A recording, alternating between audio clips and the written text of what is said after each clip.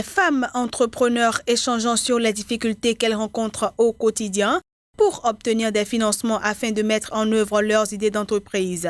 C'est à la faveur d'une journée de réflexion, la première du genre, initiée par le réseau Entrepreneuriat Féminin à Cotonou, avec au menu diverses activités. Nous avons eu à échanger physiquement sur les différents produits que chaque femme entrepreneur initie au niveau de son entreprise, c'est-à-dire nous avons pris connaissance physiquement de chacun des membres. Ensuite, nous avons fait une dégustation des différents produits qui sont présentés. Nous avons eu également 2 communications très importantes. La première est basée sur l'entrepreneuriat et les sources de financement des entreprises. Ensuite, sur les techniques d'accompagnement non financier. Ce fut l'occasion pour ces femmes entrepreneurs de s'enrichir de l'expertise de leurs devanciers, de dénicher des contacts utiles pouvant faciliter leurs besoins de financement, mais aussi de trouver des solutions adaptées aux nombreuses préoccupations qui sont les leurs. Mon apport a été d'échanger avec elles en tout cas sur quelques idées de financement, notamment la piste des microfinances, la piste des banques et de comment est-ce qu'on peut développer de bons rapports avec les banques afin de lever plus facilement des financements.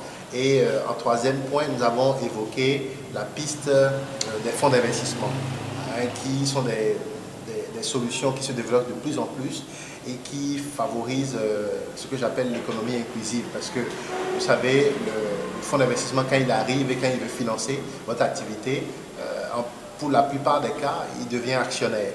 Et donc, il n'apporte pas que de l'argent, mais il apporte aussi un savoir-faire.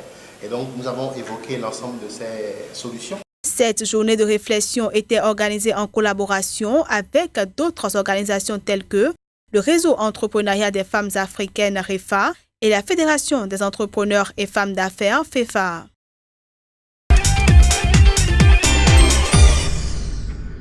La dette publique du Kenya a atteint un niveau inquiétant. Selon le Fonds monétaire international qui tire la sonnette d'alarme, cette dette qui était de 15,4 milliards d'euros est rapidement passée à 42,7 milliards d'euros ces dernières années et pourrait même atteindre 60 milliards d'euros d'ici 2022. Ceci malgré le fait que le pays affiche une croissance soutenue au regard de ses performances macroéconomiques. En effet, le Kenya a enregistré en 2016 une croissance économique réelle de 5,8%. Celle-ci a ensuite chuté à 5% en 2017 en raison de la faible croissance du crédit due au plafonnement des taux de frais des banques commerciales, de la sécheresse, de l'impasse politique prolongée qui a suivi l'élection présidentielle. Cette croissance devrait remonter à 5,6% en 2018, puis à 6,2% en 2019.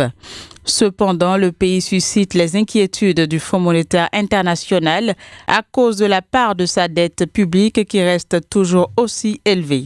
Et la question se pose de savoir si le pays pourrait relever le défi de la soutenabilité de sa dette alors que celle-ci frôle les 58% du PIB. Les inquiétudes du Fonds monétaire international font suite à celles de la Banque africaine de développement qui, dans ses perspectives 2018 pour le Kenya, a averti que la poursuite des fortes dépenses publiques de consommation maintient le déficit budgétaire à près de 10% du PIB, tandis que la maturité de la dette publique pourrait entraîner un surendettement.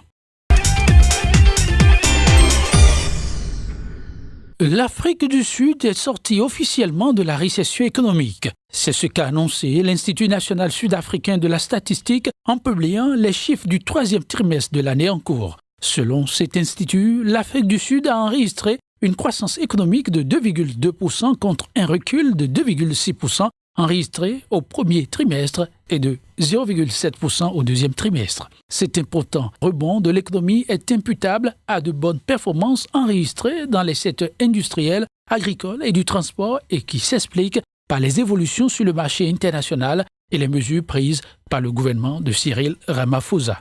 En effet, le président sud-africain, à sa prise de fonction, a promis des réformes pour redresser l'économie de son pays qui a traversé une période de forte récession technique entre fin 2016 et début 2017 avec un taux de chômage record de 27%. Cyril Ramaphosa, qui a remplacé Jacob Zuma en février 2018, avait alors annoncé un plan d'investissement et une intensification de la lutte contre la corruption. Entre autres mesures prises dans ce cadre, le lancement de la réforme foncière portée par le parti au pouvoir et qui vise à corriger les inégalités héritées de l'apartheid alors que la minorité blanche détient toujours 73% des exploitations agricoles. La fin de la récession annoncée par l'Institut national sud-africain de la statistique sonne donc comme un succès de ces réformes. Cette sortie de récession devrait largement aider à une croissance plus rapide de l'Afrique du Sud et stimuler l'appétit des investisseurs pour le rendre. Deux principales décisions sont issues de la dernière réunion des deux plus grands producteurs mondiaux de cacao. Le Conseil du café cacao de Côte d'Ivoire et le Ghana Cocoa Board ont tout d'abord décidé d'instituer un prix plancher du cacao dont le montant sera déterminé à la fin janvier 2019. Les deux institutions ont ensuite décidé d'élaborer une norme commune pour la durabilité du cacao avec en toile de fond la modification du système de commercialisation de la Côte d'Ivoire pour le faire migrer vers celui du Ghana. S'agissant de la production, les deux parties ont annoncé une intensification de la lutte contre la maladie du slow and shoot et les pires formes de travail des enfants. Une attention particulière sera aussi accordée à la promotion de l'agroforesterie et de l'irrigation pour la production durable du cacao et à la promotion des exploitations intensives en remplacement des exploitations extensives à l'origine de la destruction de forêts. La Côte d'Ivoire et le Ghana, qui fournissent 60% de l'offre mondiale de la fève, entendent aussi promouvoir la consommation sur le plan local et régional, tout en envisageant d'élaborer des stratégies pertinentes pour la promotion des artisans chocolatiers et des PME-PMI locales. Enfin, Abidjan et Accra prévoient d'organiser un forum d'affaires biennal alternativement au Ghana et en Côte d'Ivoire et de mettre en place une structure organisationnelle en charge de la gestion de l'initiative Cacao Côte d'Ivoire-Ghana, dont le fonctionnement sera décidé par les autorités nationales des deux pays.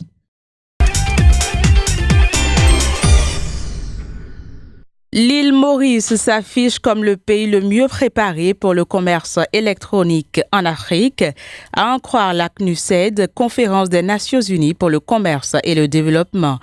Ce pays qui se positionne au 55e rang mondial affiche cette belle performance grâce à un taux d'utilisateurs d'Internet et un taux de détenteurs de comptes e-commerce au-dessus de 50%, un nombre de serveurs Internet sécurisés et un niveau de fiabilité postale déterminé par l'Union postale universelle élevé. Juste derrière l'île Maurice, on retrouve le Nigeria, pays africain le plus peuplé. Il occupe le deuxième rang en Afrique, en grande partie grâce à une augmentation significative de la fiabilité de ses services postaux.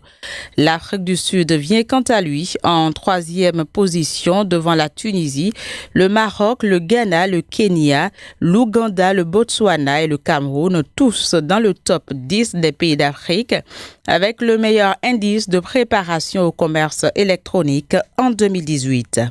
Pour autant, la CNUSED estime que l'Afrique est en retard par rapport au reste du monde dans sa préparation à s'engager dans l'économie numérique et à en tirer profit. En effet, les 3/4 de la population africaine n'ont pas encore commencé à utiliser Internet. Précisément l'an dernier, il y a eu au moins 21 millions de clients en ligne en Afrique 2017, soit moins de 2% du total mondial. 3 pays, à savoir le Nigeria, l'Afrique du Sud et le Kenya, représentant près de la moitié de ce total sur le continent. Pour la CNUSED, seuls 13% d'utilisateurs d'Internet ont effectué un achat en ligne en Afrique 2017, contre 68% dans les pays développés comme dans l'Union européenne. Aussi appelle-t-elle les pays africains à accroître leur taux de pénétration de l'Internet pour développer le commerce électronique, tout en faisant en sorte que davantage d'utilisateurs d'Internet actuels fassent confiance au marché en ligne pour effectuer leurs achats.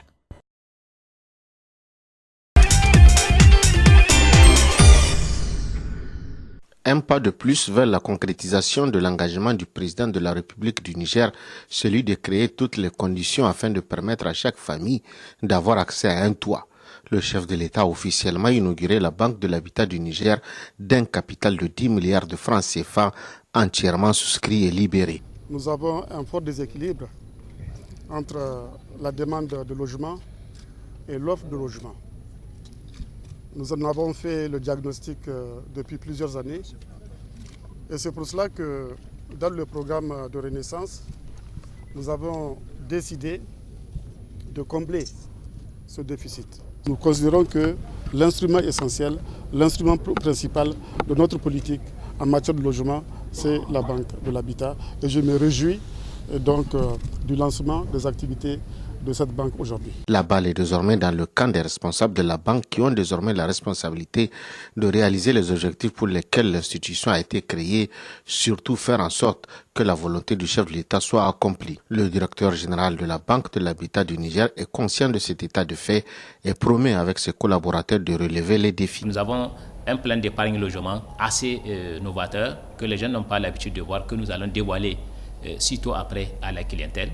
Ce sont les principaux instruments en fait, de collecte de l'épargne logement à côté des lignes de crédit auprès de certaines institutions spécialisées qui appuient notamment les banques qui financent l'habitat.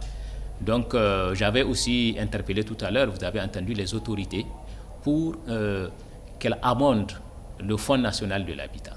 Ça c'est l'aspect appui de la puissance publique en matière de ressources pour le financement de l'habitat. Donc si je me résume, je peux vous dire notre premier défi, notre principal défi, c'est la mobilisation des ressources adaptées au financement de logements. Après la coupure du ruban, le président Issoufou Mahamadou a procédé à l'ouverture de son compte.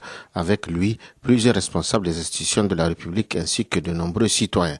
Les fonctionnaires nigériens investissent en longueur de journée les locaux de la banque pour l'ouverture de comptes dans l'espoir d'accéder à un toit dans un futur proche. Les autorités nigérianes affichent leur optimisme quant à la reprise de l'économie de leur pays. Selon ces autorités, la croissance économique du pays devrait s'améliorer dans les mois à venir, passant d'un taux de 2% en 2018 pour atteindre 3% en 2019.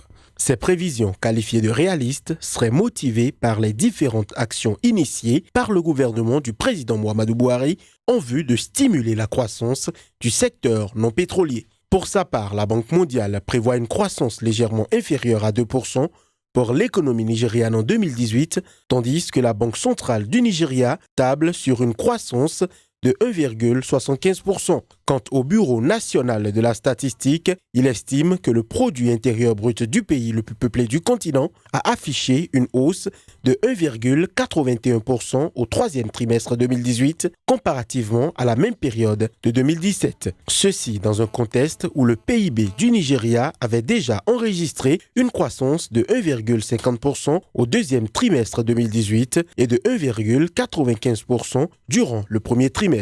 Largement dépendante des hydrocarbures, l'économie nigériane a commencé l'an dernier à sortir de la récession dans laquelle elle avait sombré en 2016. Le rythme de la reprise demeure cependant relativement lent.